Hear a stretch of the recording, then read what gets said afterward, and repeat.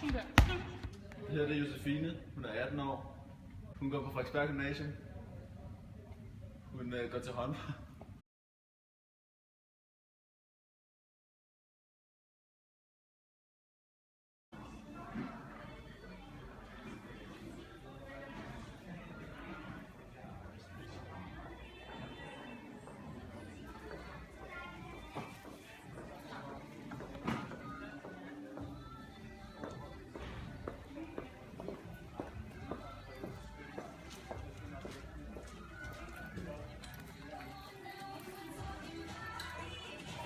De sko, du har nu, det er jo ikke din egen.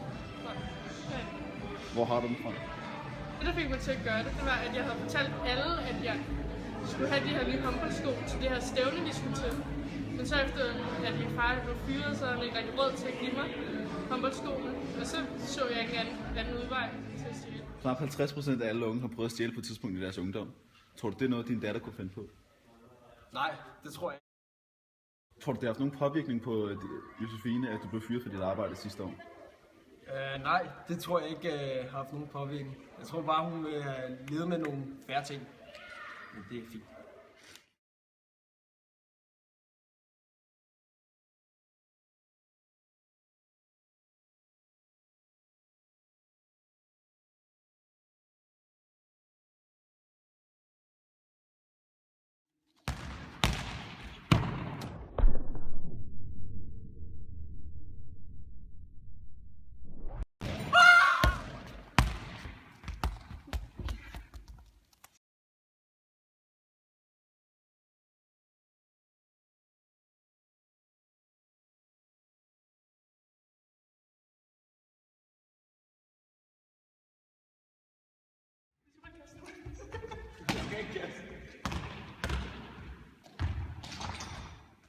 Yeah.